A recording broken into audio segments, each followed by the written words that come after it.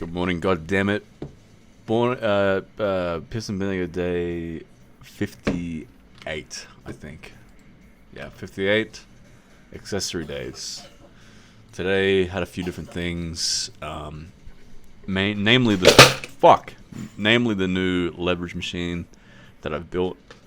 There's numerous different purposes I have for it on my accessory day.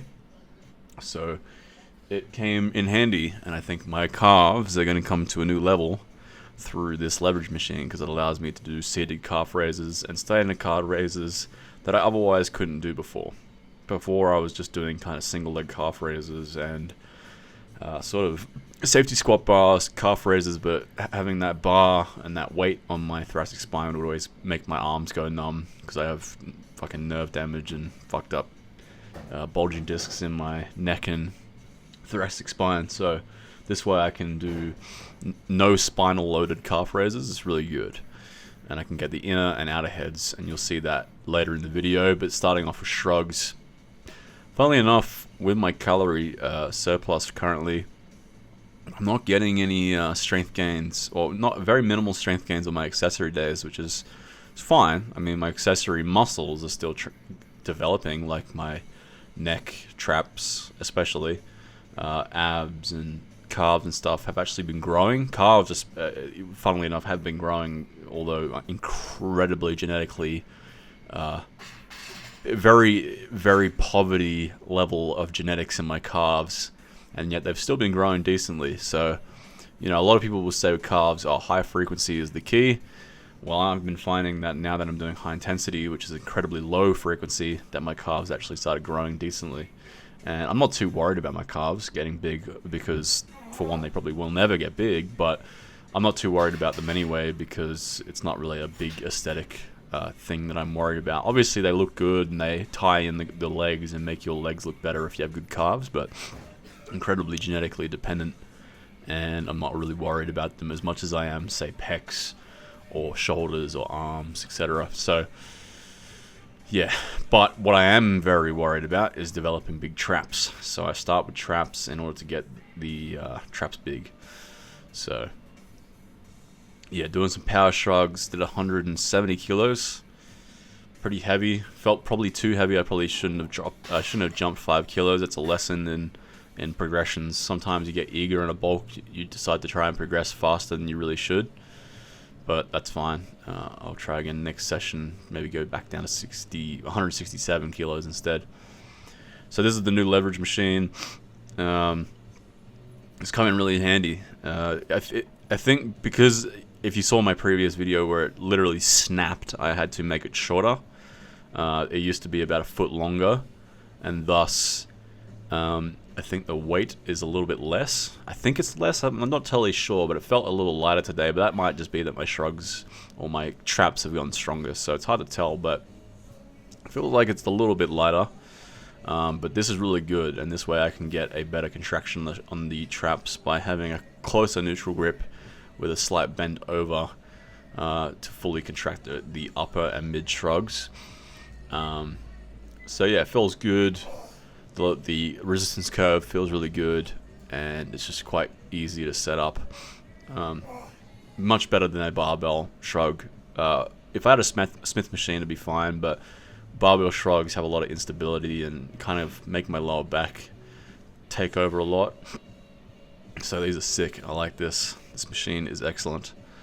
And then I do a rest pause because it's very difficult to drop set this. Ideally, I would drop set this, but as you can see, I use a band in order to keep the plates in place, because the piece of wood, the bar it's attached to my shed is bent, or the bar's not bent, rather the bar's too small. The hole in the wood is quite large, which means it tilts because the bar isn't flush to the hole of the wood, in short. So it tilts a little bit, and thus the weight plates fall off, which is very annoying. Hopefully I can fix that. I need to tinker around with that so that the weight plates don't fall off. But for now, it's fine. It just means I can't really drop set anything because as soon as I take those bands off, all the plates just come flying off. And then finishing off with some Dorian Yates shrugs for the mid and lower traps now. These are very good for hitting the back portion of the traps. Also training the upper traps, and I think this is basically all Dorian did for his traps, and he had some of the best traps that anyone's ever seen. Obviously, he was incredibly genetically gifted, so what works for one person might not work for the next. But I take a lot of different tidbits from the guy because he's, genuinely one of those high IQ geniuses of bodybuilding, like Mike Mentzer and very few others. So these are really good, and the form on them it can be difficult to get down at first, like trying to figure out how to retract the scapula whilst also pulling upwards. I find pulling upwards and backwards at the same time it takes a bit of coordination of sorts. Anyway, moving on to neck curls. Again, these accessories aren't getting tremendously stronger at the moment. I don't know why, but again, it doesn't really matter too much. The neck is very important, and but I feel like my neck is growing, and we'll just see as my neck gains go as we bulk. The neck does notoriously get smaller when you do a weight cut. It's well known that when you do a weight cut, your neck muscles shrink, especially for a natural. Now, mine, I think my neck muscles literally got bigger over my weight cut because it was just happenstance that I switched to high intensity.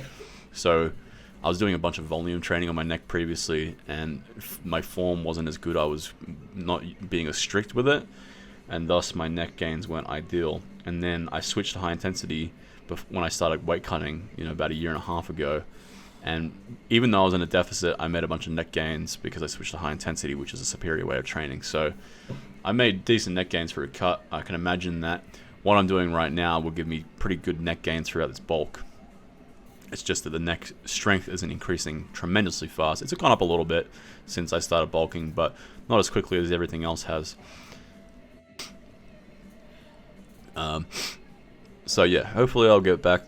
Previously I'd do neck curls with 240 kilo or 220 kilo plates rather, that would come up to 40 kilos. But I would do it with less negative rep speed, and I would use a hell of a lot more arm and legs to kind of, arm and abs to kind of assist the weight. So, my mind's blanking. Yeah, it's better now that I'm doing my neck curls strict. Between being strict with the negatives, I can't even get my head fucking up here. Yeah, I had to rotate around because I couldn't sit up. My neck muscles were just so fatigued. Side neck raises here. Get the side of the neck big. The most important part of the aesthetics of the neck is the side. Man, my hairline's looking weird. My right or my left side of my hairline is less receded than my right. I didn't even notice that until now. That's interesting. My right hairline is like Norwood 2, but my left hairline is like Norwood 1. Huh. Weird. Wonder what's gonna happen there. Maybe my right hairline will keep receding, and I'll have like a line around my temple, and then the left side, I'll go bald on one side, but the other side won't go bald. That'd be an interesting look. Anyway, I've finally figured out how to standardize the form here. Standardizing the form, well, I'm pulling some real Meshuggah lyricist face pose right there.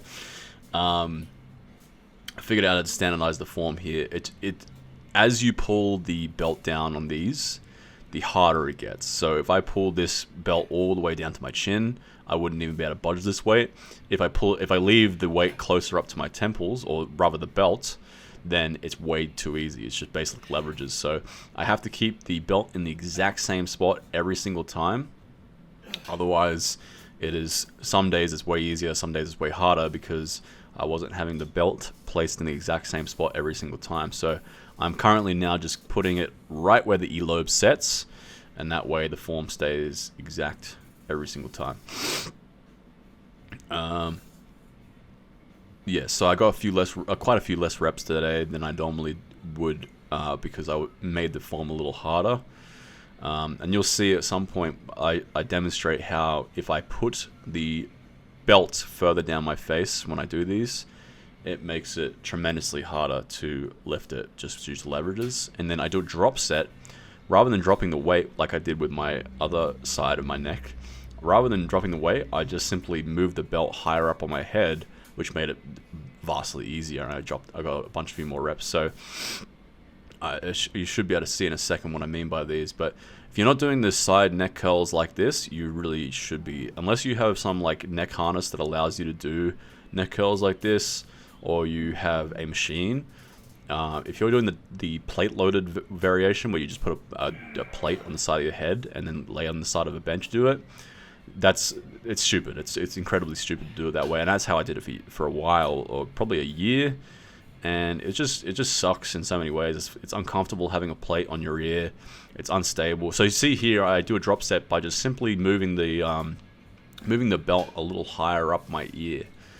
So I put it on my temple, and that's kind of a creative way of doing a drop set with this this belt. So in a second you'll see I'll move it down further down to my neck here. I cut the video before you could see, but basically I couldn't budge the weight even a fraction because of that leverage. So that's how you standardize that lift. Keep it in the exact same spot every time. And that's very important all around. You need to make all the lifts exactly the same, as every rep the same. Otherwise, you'll have false progressions and regressions. I will repeat this over and over again, but it's incredibly important, especially with high-intensity training, where you only have one set, you only have one chance to make it count. Now I'm doing my extension work, not really taking these to failure still, just kind of a set or two off hitting true failure, because these could potentially be unsafe if you train them to absolute failure. And in previous times when I have taken these to total mechanical failure, I've had sort of tension headaches and postural headaches the next day, so I don't bother doing that. Now, this is the leverage calf raise machine now that I've built. So, you've seen this, different iterations of this before. It is now decently set up. But the first time I tried using it, because, as I said, the wood is bent to one side, my right leg, because that's the side it bends to, this is 120 kilos. My right leg had like 80 kilos, my left leg had like 40. So the weight disparity was massive, so I had to change it up. So I tried a few reps and tried to fuck around with it, but it just wasn't working. So I found a quick solution to it, because I am big brain whilst also simultaneously being retarded. So what I do is I tie sort of tie some belts around so that I can put it this way, because once the weight is attached to a belt, it evenly distributes it. So I don't know how to explain the mechanics of this, because I'm by far not a mechanic or an engineer, but the basic principle behind it is if you take away the wood and you put the tension through the belt evenly distributes it, whereas the wood doesn't, because the wood is bending. And then the bars that come out the side of the wood have two different tension points. The left bar, which is just the pull noodle. You can see I put a pull noodle over the bar. The left one has, like, as I said, 40 kilos of pressure, and the right one has 60. This way, it's totally evenly distributed, and it's easier to set up, because it is hard pulling that wood up 120 kilos onto my lap. Whereas this, I just kind of pull it up a few inches and then bang it out. It's really quite a lot easier. I need to make sort of a latch so that I can kind of set this down and set it up easier. So I only have to pull it up an inch or two, or maybe some sort of leverage thing that allows me to pull a handle so that it comes up onto my knees easier. But really, 120 kilos isn't that much weight. I mean, for me at least, pulling that up is not a huge deal. So it's less efficient as a form of setup efficiency, but it's really not that hard for me to pull 120 kilos up onto my knees. And realistically, it's not a full 120 because it's a leverage machine. So, it's probably more like 100 or something. But these felt really good. Yeah, it was slightly unstable, but I just had to simply hold onto it tight.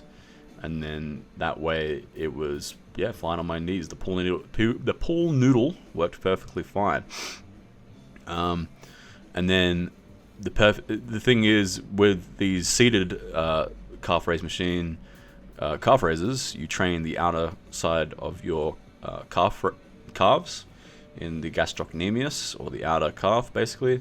And then when you do it, because your knees are bent, so the biomechanics of it is when your knees are bent, your gastrocnemius is shortened and thus contracts before the soleus does. Whereas when you stand up, you get the inner calf trained more because now the inner head is shortened.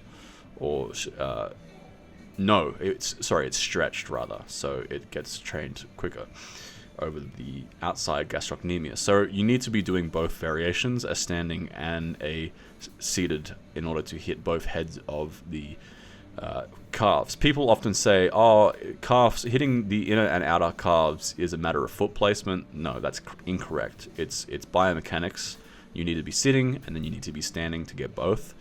And this works perfect because you'll see after this set, I can attach a belt to this and do sort of a donkey calf raise, which is perfect because you're leaning forward, getting even more of a stretch in the calf. And that way you can really stretch the inner head of the calves, the soleus. So yeah, you'll see in a second. I set up and I use the rest of the pool noodle to put around my weight belt, and that way it's more comfortable around my hips. So yeah, I can, with this, now in a standing position, you train the inner calves more. And if you lean over and do sort of a donkey squat variation, which I was doing, or I ended up doing, you can train the inner head even more. So you really got to stretch at the bottom in order to stretch out the soleus, and then really got to squeeze at the top to really contract the soleus.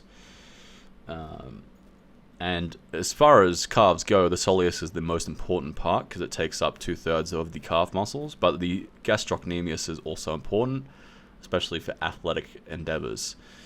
So yeah, these both felt really good. This was a bit too heavy while standing, because obviously when you're standing, you've got your own body weight plus the weight, whereas seating, it has to be heavier because you don't have your body weight on top of your calves. So that was a bit too heavy. Realistically, I should have done like 100, maybe even 90, I don't know. But next time I'll do a bit lighter. And then I added a tibialis raise today to train my tibialis. The tibialis are important for aesthetics because obviously it is the muscle that goes right next to your shin. So it gives you sort of extra calf muscle look and more definition for the lower leg. But also for knee health, it's incredibly important. And for sprinting ability, your ability to strength through your tibialis will increase your sprint and increase your decrease your shin sprints as a jogger. So if you're into sprinting or jogging or just generally looking decent, you should be doing tibialis raises. So I just do tibialis raises. I do a set or two to not really failure. I just go to like kind of mental failure because it's a very painful movement. I just do very high reps, I get a good burn, and then I just stop because it's a small muscle. It's not like I need to really make it super big or anything. It's more for really athletic purposes anyway, and knee health. Now I'm doing sit-ups. Sit-ups, same as ever. I've perfected my sit-up here with this cable variation. Allows me to get full-time attention all the way through. It'd be even more ideal if I had a decline bench, but I don't have the space for a decline bench on top of my adjustable bench and my flat bench. So until I get a new garage, hopefully next February when the bull run of cryptos starts going, be able to get a big garage for a bunch of gym equipment and shit. That'd be excellent. But yeah, sit-ups with the cables, and then I drop set it with a weight plate. And then I was going to do body weight, but my abs are getting too strong to do body weight. Body weight's too easy, even as a drop set. After 2 drop sets, it's still too light. Same with the leg raises. And yeah, I don't have much more to say for the rest of this video, and I'm kind of out of it today. Just not quite narrative. I don't know what the word would be, but I'm not as good at narrating today. My brain's not flowing as well. So I might just call it there and let it be more of a silent video from here. There's only 2 more exercises to go.